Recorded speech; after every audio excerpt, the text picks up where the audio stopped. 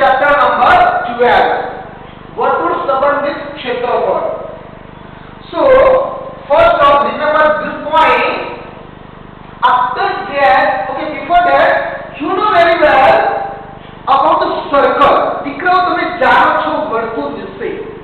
Okay, તો first of આપણે વર્તુળ શું છે એના વિશે બેઝિકલી આપણે સમજી લઈએ. એક્ચ્યુઅલી ચેપ્ટર નંબર 10 માં આવે છે વર્તુળ એટલે સમતલના એક ચોક્કસ બિંદુથી અચળ અંતરે આવેલા બિંદુઓના સમૂહને વર્તુળ કહે છે.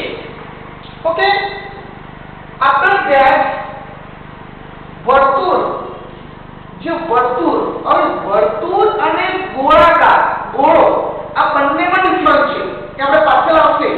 વર્તુળ એટલે ઓનલી સર્કલ. ઓકે, જેમ આપણે એક્ઝામ્પલ લેવું હોય તો સાયકલનું કહેલું બંગડી બંગડી ગટર ગાંઠનું તીરબાજીનું પાટિયું આ બધા સર્કલ છે વર્તુળ છે. પણ જ્યારે વોલીબોલ ક્રિકેટનો જે બોલ આવે છે તે આ બધા ગોળાકાર છે. એટલે સમજવામાં થોડું ધ્યાન રાખજો. ફર્સ્ટ આપણે જોઈશું દીકરાઓ બેઝિક ત્રિજ્યા. ત્રિજ્યાને આપણે આ કહીએ છીએ તો અહીંયા તમને પ્રેક્ટિકલી બતાવું. અહીંયા લઈશું કેન્દ્ર O અને અહીંયા લઈશું B. ઓકે, અને આ બાજુ કરું છું A. તો દીકરા ત્રિજ્યા કે લઈએ તો ત્રિજ્યા OA અને ત્રિજ્યા OB. હવે ત્રિજ્યા શોધવાનું સૂત્ર. તો દીકરા સૂત્ર શું છે? તો આપણે સૂત્ર લઈએ ત્યારે આપણે વ્યાસ સમજાવી દઉં. વ્યાસ કોને કહેવાય કે કેન્દ્રમાંથી જે મોટા મોટી જીવા પસાર થાય તે. તો વ્યાસ કયો છે દીકરા? AB. ક્લિયર? તો હવે આપણે સૂત્ર જોઈએ. ત્રિજ્યાનું સૂત્ર થાય વ્યાસના અડધા. વ્યાસ એટલે શું કહેવાય દીકરા? T. તો વ્યાસ ભાગ્યા 2 એટલે ત્રિજ્યા કહેવાય, જેને D/2 પણ કહેવાય. જ્યારે વ્યાસનું સૂત્ર છે વ્યાસ એટલે T. વ્યાસનું સૂત્ર છે ત્રિજ્યા ગુણ્યા 2, જેને આપણે શોર્ટકટ કેવું હોય તો 2R. શું કહેવાય દીકરા? 2R. D એટલે 2R. You know about very good. હવે સરસ રીતે જાણો તમારી વિશે. Now the main topic is વર્તુળનો પરિઘ. હવે દીકરાઓ તમે અહીંયા લંબચોરસ પાટિયું જોવો છો, બરાબર? હું તમને સ્પષ્ટ કલરમાં સમજાવી દઉં. एक्चुअली परिघ और क्षेत्रफल वच्चेनो तफावत શું છે? બીકોઝ મેની સ્ટુડન્ટ અહીંયા મિસ્ટેક કરે છે. પરિઘ એટલે બધી બાજુનો સરવાળો. લંબચોરસ હોય તો લંબાઈ પ્લસ પહોળાઈ પ્લસ લંબાઈ પ્લસ પહોળાઈ. ચોરસ હોય તો 4 લંબાઈ. ત્રિકોણ હોય તો બાજુ પ્લસ બાજુ. પણ દીકરા વર્તુળમાં તો કોઈ બાજુ જ નથી ને, સરવાળો કેવી રીતે કરશો? પરિઘ એટલે શું થાય? એકચ્યુઅલી પરિમિતિ થાય. શું થાય? પરિમિતિ. ક્લિયર? પણ અહીંયા તો સરળ થયું નથી. તો એના માટે શું કરવું પડે? તો અહીંયા તમે જોઈ લો વર્તુળનો પરિઘ એટલે 2D. હવે एक्चुअली 2D એટલે 2 ગુણ્યા વ્યાસ. અથવા તમે બેઝિકલી શીખેલા છો કે 2πr. વર્તુળના પરિઘનું સૂત્ર શું છે? 2πr. કારણ કે D એટલે શું થાય? D એટલે 2r. તો આ સૂત્ર તમારે યાદ રાખવાનું છે. વર્તુળનો પરિઘ 2πr. ચલો PR મારી સાથે 2 ટાઈમ્સ જોરથી બોલો. ઘરમાં ભલે બધાને ડિસ્ટર્બ થાય. વર્તુળનો પરિઘ 2πr બોલો. વર્તુળનો પરિઘ 2πr. 1 ટાઈમ્સ. તમે કેમ પિક્ચરમાં સિલાવ બોલો once more. તો આપણે અહીંયા લખીશું once more. હજી પણ બોલો. વર્તુળનો પરિઘ 2πr. Very good. હવે જેને યાદ નથી રહેતું, જેનો ખોપડી દિમાગ જબુ કરી, એ શું કરી? વિઝ્યુલાઇઝ કરી, આંખો બંધ કરી વર્તુળો પરિઘ 2πr, વર્તુળો પરિઘ 2πr, લાઈફ ટાઈમ યાદ. ઓકે, વર્તુળ ક્ષેત્રફળ. તો આપણે જ્યારે બોર્ડરનો સરવાળો કર્યો એટલે કે પરિમિતિ, એને પરિઘ કહેવાય. તો ક્ષેત્રફળ એટલે શું? ક્ષેત્રફળ એટલે અંદરનો ઘેરાવો. આ લંબચોરસ છે તો અંદરનો જે ઘેરાવો છે, બરાબર, એને ક્ષેત્રફળ કહેવાય. તો લંબચોરસ તો લંબાઈ ગુણ્યા પહોળાઈ, ચોરસનું ક્ષેત્રફળ તો લંબાઈ ગુણ્યા લંબાઈ. ક્લિયર? ત્રિકોણમાં તો ઘણા બધા સૂત્રો છે. ઓકે, તો અહીંયા વર્તુળ ક્ષેત્રફળ જોઈએ તો જો દીકરા ભોગફળ નથી, હું તમને ટ્રીક આપું. અહીંયા પરિઘનું સૂત્ર શું આવ્યું? 2πr. તો આ જે પાઈ છે આપણે એમના મૂકી દો પાઈ, અને જે 2 છે ને એને ઉપર બેસાડી દો. Pi square. એટલે રમત તો ત્યાં રમવાની છે, આપણે રમત તો અહીંયા રમવાની છે. ક્લિયર? ચલો યાદ રહી ગઈ બધાને? ચલો યાદ કરો ફરીથી લાઈન બોલો. વર્તુળનું ક્ષેત્રફળ પાઈ સ્ક્વેર, વર્તુળનું ક્ષેત્રફળ પાઈ સ્ક્વેર, 1 સ્ક્વેર, વર્તુળનું ક્ષેત્રફળ પાઈ સ્ક્વેર. હવે દીકરાઓ તમને એવું પૂછે કે અર્ધવર્તુળ પરિઘ એટલે અર્ધવર્તુળની પરિમિતિ. તો આ જે 2πr છે એની આગળ ખાલી માત્ર આ સૂત્રની આગળ તમારે 1/2 મૂકી દેવાનું. 1/2 એવું પૂછે અર્ધવર્તુળનું ક્ષેત્રફળ, તો આની આગળ આ સૂત્રની આગળ 1/2 મૂકી દેવાનું. એ રીતે જો ચતુર્થ ભાગ પૂછે, ચતુર્થ એટલે ચોથો ભાગ, ચતુર્થ એટલે ચોથો ભાગ, તો 1/4 મૂકવાના. ઓકે દીકરાઓ? હવે પરિઘ પાઈ એક અસમય સંખ્યા છે, ગ્રીક મૂળાક્ષર છે. હેતુલક્ષ્યમાં પૂછી શકાય, ગ્રીક મૂળાક્ષર છે, અસમય સંખ્યા છે. તો તમે પરિઘ ભાગ્યા વ્યાસ કરશો. જો પરિઘ 2d ભાગ્યા વ્યાસ d કરો એટલે 2πr એટલે શું વધશે? શું વધે? અહીંયા પાઈ રહી ગયો છે આપણે. સો અહીંયા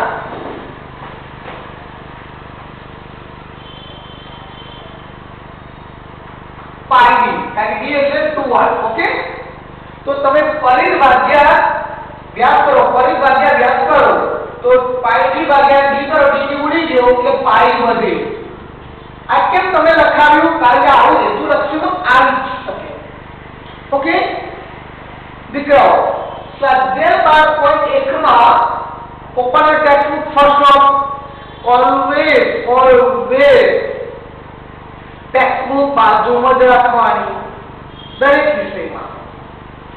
સ્વાધ્યાય 12.1 એમાં દાખલો પહેલો, બીજો અને પાંચમો જ પૂછાશે. ત્રીજો ચોથો નહીં પૂછાય. ગેરંટી? ક્લિયર? ચાલો પ્રશ્ન 1 વાંચો. ચાલો ઓપન યોર ટેક્સ્ટબુક. હું અહીં રકમ વાંચું છું, બધાનું ધ્યાન અંદર હોવું જોઈએ.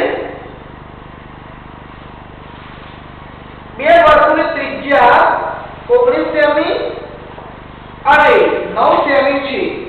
બે વર્તુળની ત્રિજ્યા તેમાં એક 19 સેમી અને 9 સેમી છે. જે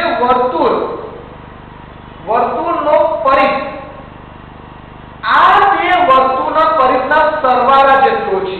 એટલે કે 19 સેમી અને 9 સેમી આ બંનેના પરિઘના સરવાળા જેટલો છે.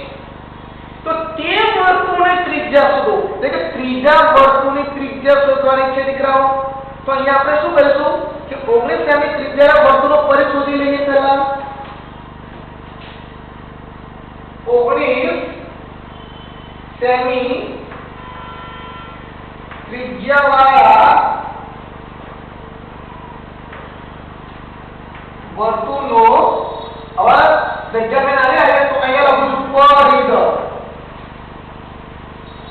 તો 2πr 2 ના 2 પાઈ ના પાઈ.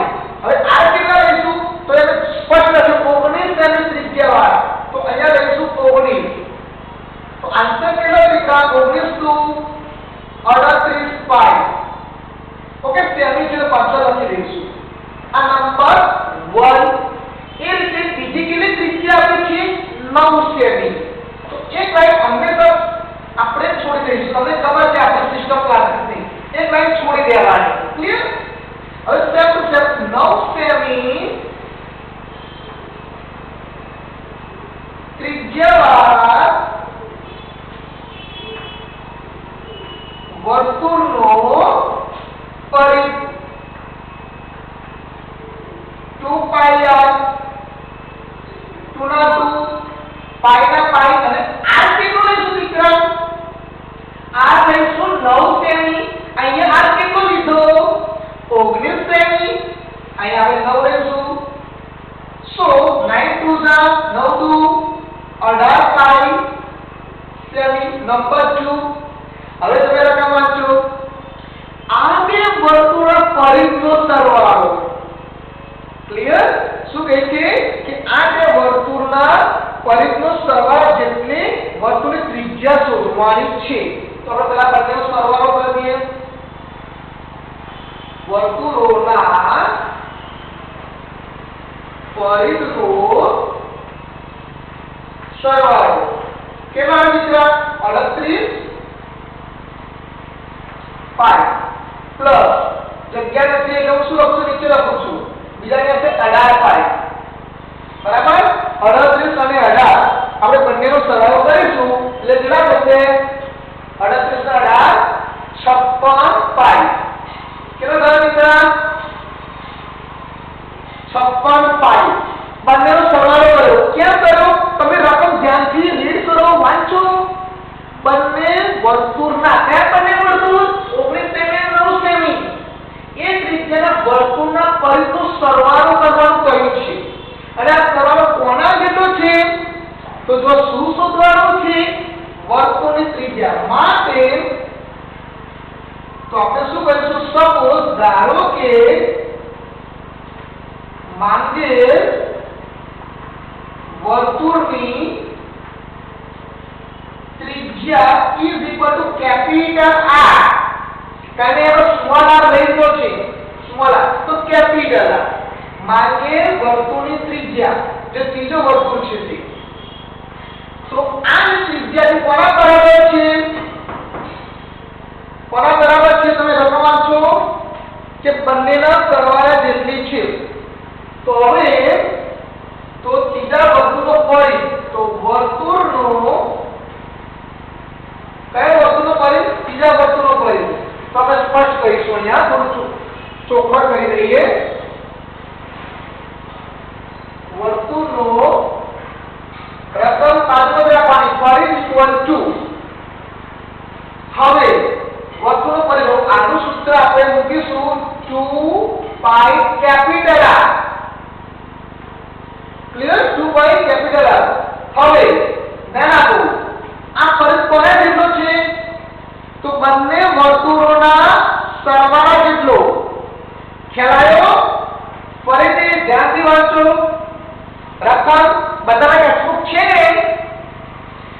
જે વર્તુળનો પરિઘ એટલે જે વર્તુળ એટલે આ જે વર્તુળનો પરિઘ બે વર્તુળોના આ જે બે વર્તુળ છે બે વર્તુળ સરવાળા જેટલો છે. તો આપણે ત્રીજા વર્તુળનો પરિઘ મૂક્યો. તો ત્રીજા વર્તુળનો પરિઘ કયો લીધો આપણે? કેપિટલ ત્રિજ્યા R. કેટલો આવે? આવો 56 પાઈ. તો નવા વર્તુળનો પરિઘ આપણે શું મૂક્યો? 2 પાઈ R. પણ એ યાદ રાખજો જૂના પરિઘમાં શું આવ્યો તો માંગેલા વર્તુળમાં આપણે કેપિટલ R લીધો છે ત્રિજ્યા બરાબર 56 પાઈ. તો જવાબ શું દીકરા? માટે કેપિટલ R ત્રિજ્યા શોધવાની 56 પાઈ છેદમાં 2 પાઈ. પાઈ પાઈ ઉડી ગયો અને 28 નું 56. તો આ તારા કેટલો આવ્યો? 28 semi. Okay? Again I explain. ફરીથી સમજાવું છું. પૂરેપૂરું કોન્સન્ટ્રેશન રાખો. પૂરેપૂરું કોન્સન્ટ્રેશન રાખો. ચાલો હવે જુઓ.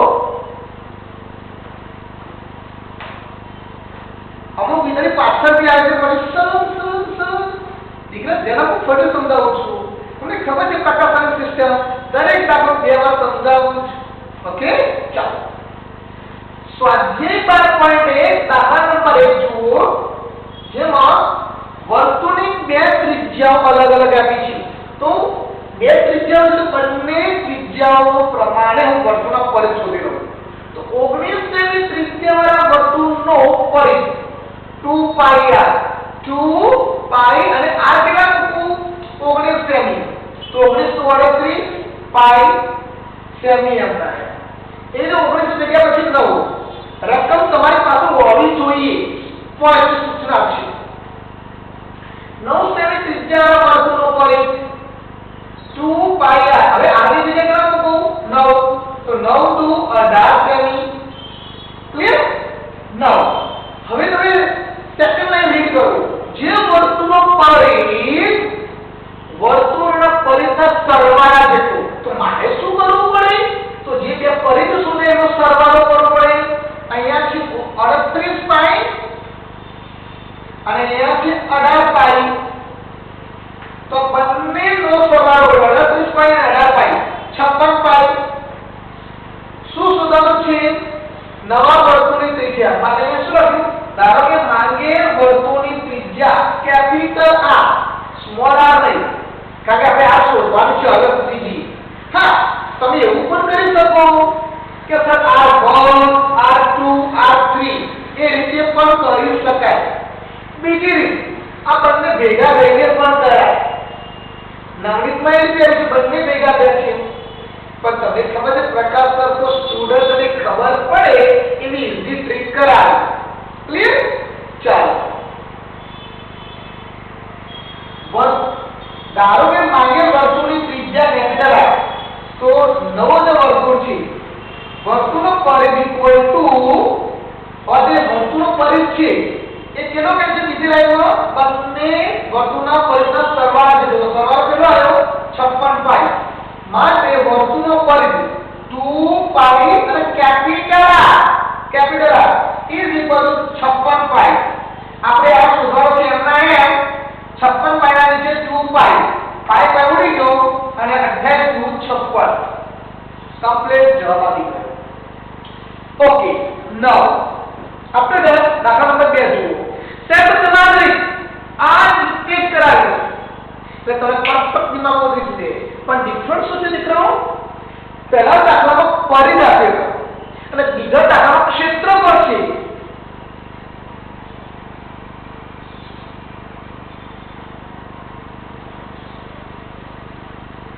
બે વર્તુળની ત્રિજ્યા 8 સેમી અને 6 સેમી છે. આ જો ઓકે ફરી જેવા ટેક્સ્ટબુક નથી ધ્યાનથી હું રકમ રીડ કરું છું. બે વર્તુળની ત્રિજ્યા એક 8 સેમી અને 6 સેમી છે.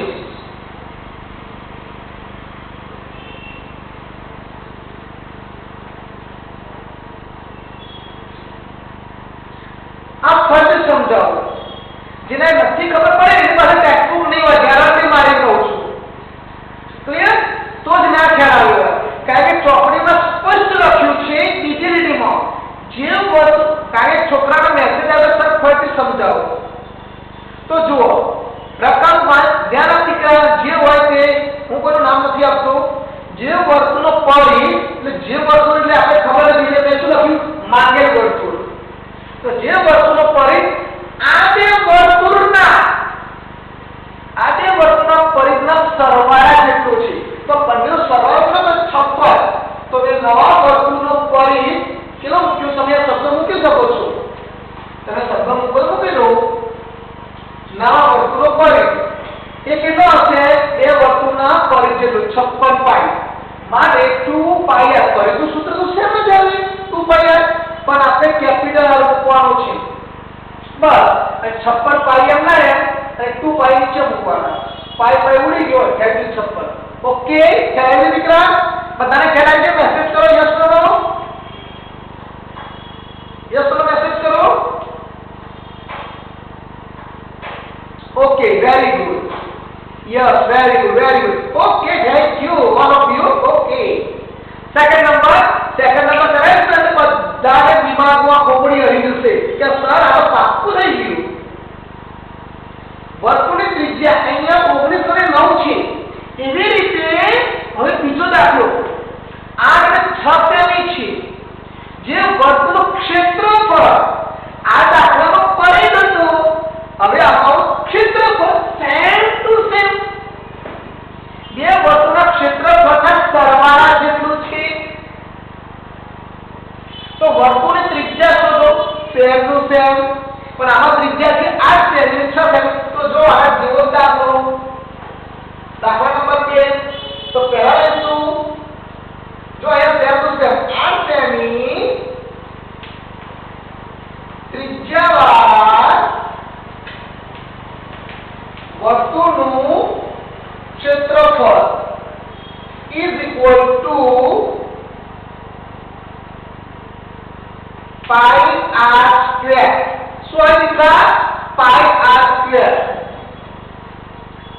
હું આવું લખું છું જેથી મને જગ્યાએ થોડી જરૂર છે એટલે કામ છે.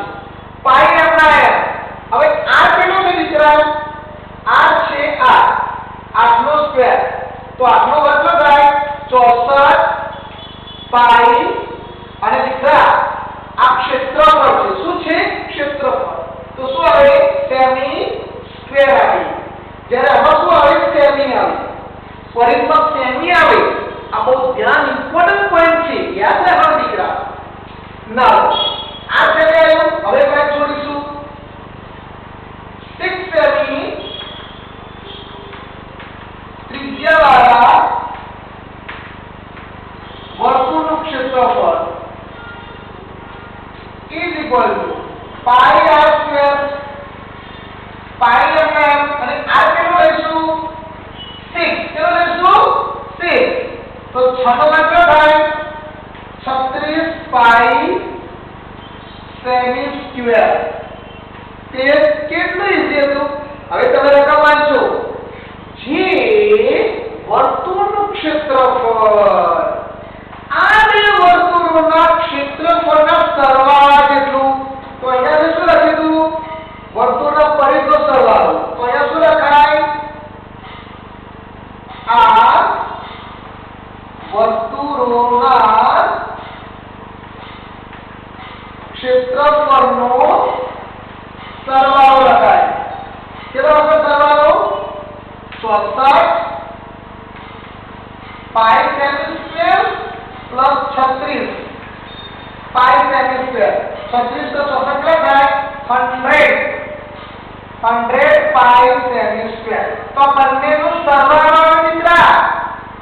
શું આવ્યું? સરવાળો સેમ દાખલો છે. નાઉ વોટ ઇઝ હવે શું પૂછ્યું છે? તો તમારે આવશે વર્તુળની ત્રિજ્યા શોધો. તો સેમ ટુ સેમ ધારો કે માંગેલ વર્તુળની ત્રિજ્યા, ધારો કે માંગેલ નવા વર્તુળ, એવો શબ્દ પણ મૂકી શકો છો. નવા વર્તુળ, ત્રીજા વર્તુળ, એવો શબ્દ મુકાય.